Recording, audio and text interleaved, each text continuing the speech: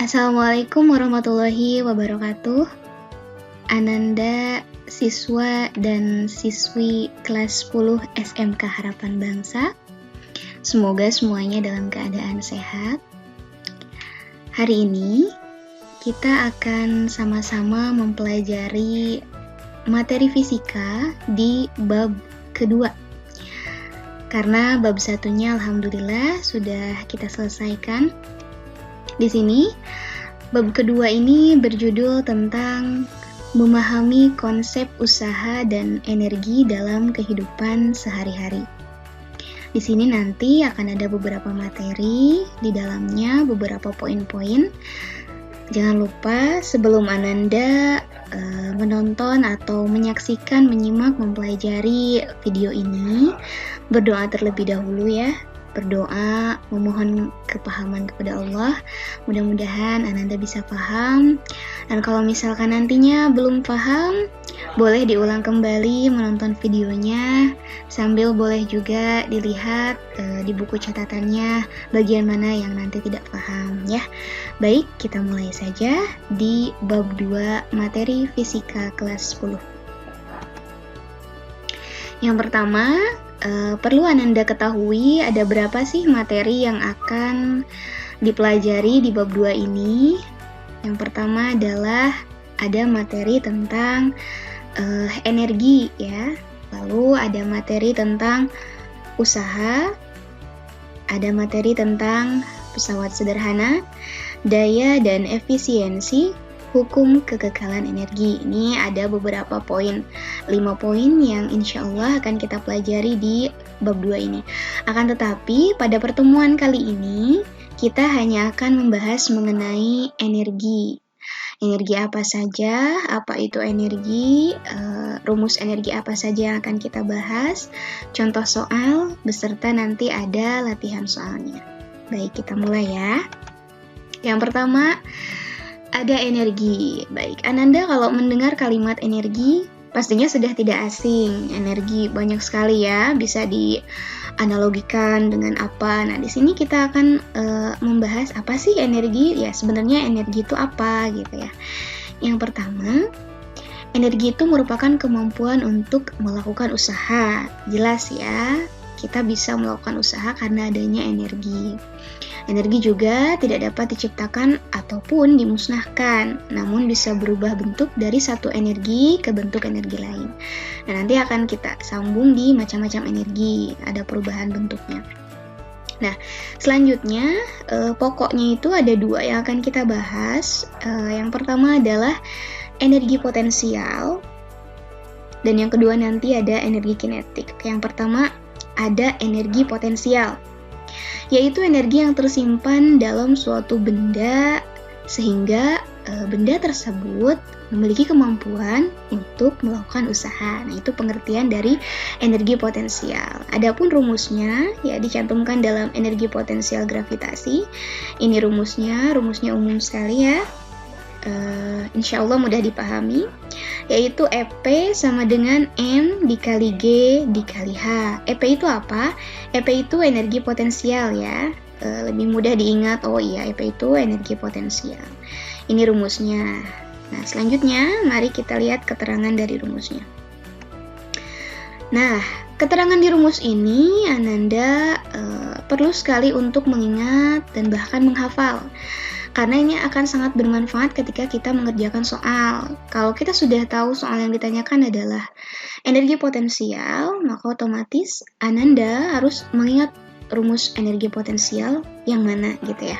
Yang pertama tadi ada EP. EP itu energi potensial atau energi potensial gravitasi. Satuannya adalah Joule. Masih ingat ya materi satuan di bab 1. Satuannya di sini Joule, atau bisa juga disingkat menjadi huruf J besar ya, kalau misalkan mau disingkat. Yang kedua M. M itu adalah massa benda. Massa benda ini satuannya kilogram. Jelas sekali dalam tabel besaran pokok yang sudah kita pelajari bahwa massa itu satuannya kilogram. Lalu ada G. Percepatan gravitasi bumi. Satuannya meter per sekon. kuadrat. Nah, ini maksudnya apa? Gravitasinya ada nilainya 10. Nah, maksudnya ketika nanti di soal tidak dicantumkan berapa sih nilai percepatan gravitasinya, maka nilai percepatan dari gravitasi pada soal tersebut sudah diketahui di keterangan rumus, yaitu nilainya 10. Terkecuali ketika di soalnya nanti dicantumkan, ya. Percepatan gravitasi buminya 9,0 meter per sekon kuadrat. Nah, itu berarti ini tidak berlaku karena memang di soal sudah dicantumkan. Akan tetapi ketika tidak dicantumkan, nah, maka Ananda perlu mengingat, oh iya nilainya sudah diketahui ya, ternyata nilainya adalah 10. Terakhir ada H. H ini ketinggian. Untuk ketinggian, kedalaman itu sudah pasti ya, satuannya adalah meter. Nah, inilah keterangan dari rumus energi potensial. Mudah ya, mudah-mudahan bisa dihafal. Baik, setelah kita tahu rumusnya, mengetahui keterangannya, mari kita lanjut ke contoh soal energi potensial. Nah, ini ada contoh soalnya. Sebutir kelapa berada pada ketinggian 7 meter dari atas tanah. Jika massa kelapa tersebut diperkirakan mencapai 2,5 kg dan percepatan gravitasi di tempat tersebut 10 meter per sekon kuadrat, tentukan energi potensial kelapa. Nah, ini contoh soal energi potensialnya. Bagaimana cara menjawabnya? Ada beberapa urutan yang perlu Ananda ingat sebelum menjawab soal. Yang pertama, tentukan dulu apa yang diketahui. Tentunya ini dari soal ya.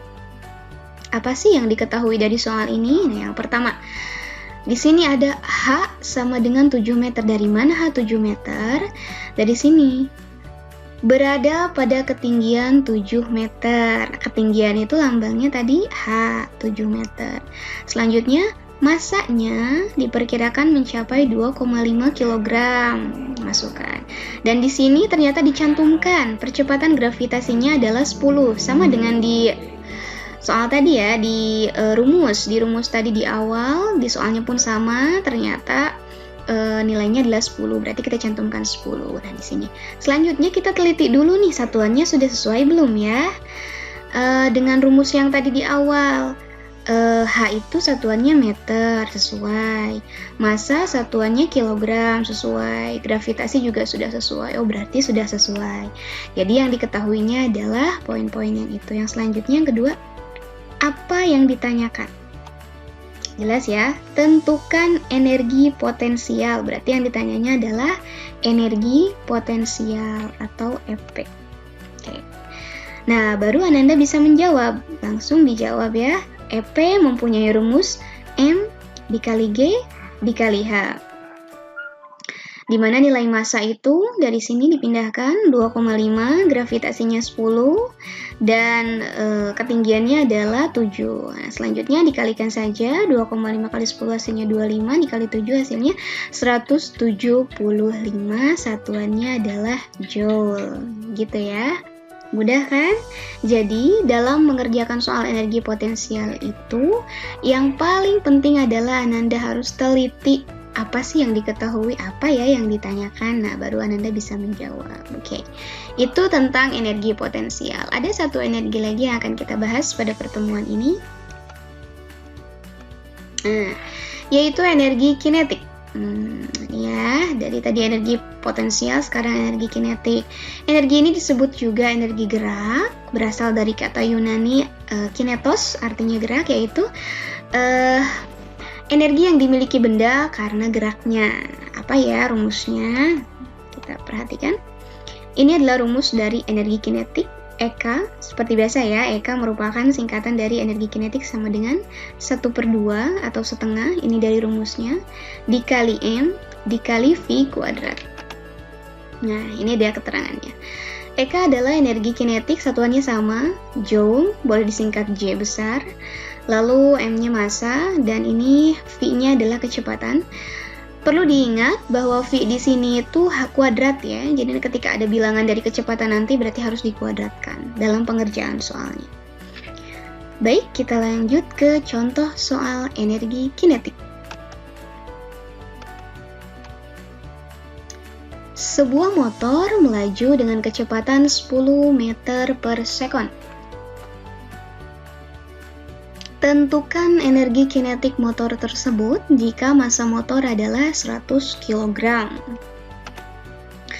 Nih, seperti biasa ya, urutannya adalah diketahui dulu nih, diketahuinya apa. Yang pertama adalah kecepatan, punya lambang V, betul, 10 m/s. Yang kedua adalah massa, massanya 100 kg. Oke, cukup ya. Terus yang diketahuinya apa lagi? Sudah. Ditanyakan, EK, energi kinetik, itu yang ditanyakan. Nah, selanjutnya baru kita bisa menjawab. Nah, menyinggung di pembahasan soal energi potensial tadi, kenapa sih kita harus menyamakan dulu satuannya antara rumus dengan soal? Karena ketika satuannya berbeda, maka kita harus merubah dulu. Contohnya, satuan yang tadi harusnya meter, misalkan ternyata kilometer, maka harus dirubah dulu. Nah, ingat ada tangga satuan ya, yang pernah Ananda pelajari atau pahami di bab 1 tentang tangga satuan yang ini. Nah, itu nanti bisa berpacu ke sini untuk merubahnya. Nah, sekarang EK, rumusnya setengah dikali M dikali V kuadrat, kita masukkan setengahnya karena ini satuannya sudah sesuai ya. Lalu masukkan M-nya adalah 100 dan V-nya 10. 10, ingat dikuadratkan. Kadang terlupa di sini. Dikuadratkan. Oke, ini 50 dari mana? 50 merupakan setengahnya dari 100. 100 dikali setengah itu 50. Lalu 100 ini dari 10 yang dikuadratkan atau dipangkatkan 2, ini menjadi 100. 50 dikali 100 hasilnya adalah 5000 joule ya. Itu cara pengerjaan di energi kinetik. Oke, sebenarnya mudah ya. Asalkan kita mengetahui rumus, lalu mengetahui juga satuannya apa. Yang penting satuannya harus sesuai saja. Lalu bisa dimasukkan ke rumus, dikalikan dan kita akan mendapatkan hasilnya. Itu soal energi kinetik. Baik, selanjutnya kita akan membahas tentang macam-macam energi. Ada beberapa macam, banyak macamnya. Akan tetapi yang akan kita bahas di sini ada sebagian saja sebagai bentuk pengetahuan Ananda ya. Yang pertama adalah energi kimia. Ini sudah jelas ya, karena beberapa makanan yang sering kita makan juga mengandung unsur kimia. Itu energi kimia. Jadi ini macam-macam energi yang sering kita jumpai di dalam kehidupan sehari-hari kita. Oke, yang kedua energi listrik. Jelas sekali energi listrik ini tentunya sangat membantu dalam kehidupan sehari-hari ya. Kita sering menggunakan listrik. Bahkan kalau padam, kita sangat terhambat sekali untuk melakukan aktivitas. Selanjutnya energi panas. Nah, kalau energi panas ini tergantung dari apa yang bisa menghasilkan panasnya. Kalau kita mengacu ke matahari, maka berarti energi panasnya yang dipancarkan matahari. Akan tetapi kalau misalkan ke energi panasnya api, berarti energinya dari api gitu. Jadi panasnya tuh tergantung sumber energi panasnya tuh sesuatu yang dapat menghasilkan energi panas itu sendiri. Nah, gitu ya. Lalu ada energi bunyi. Ini berarti yang akan terdengar oleh kita dari partikel-partikel udara bunyinya. Lalu ada energi otot, ini jelas ya, merupakan jenis energi yang berasal dari otot, baik kita sebagai manusia maupun hewan, tentunya kita memiliki energi otot. Nah, itu beberapa macam energi yang perlu Ananda ketahui. Sebenarnya masih banyak, boleh nanti ditambahkan pengetahuannya mengenai macam-macam energi itu apa saja ya untuk pengetahuan Ananda.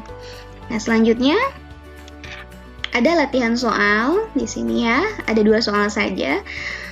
Yang pertama ini merupakan soal energi potensial dan yang kedua ini merupakan soal energi kinetik. Bagi Ananda yang sudah mempelajari di video ini tentang tadi energi potensial dan energi kinetik, Ananda boleh silakan menjawab soal nomor 1 dan 2 ini di buku catatan.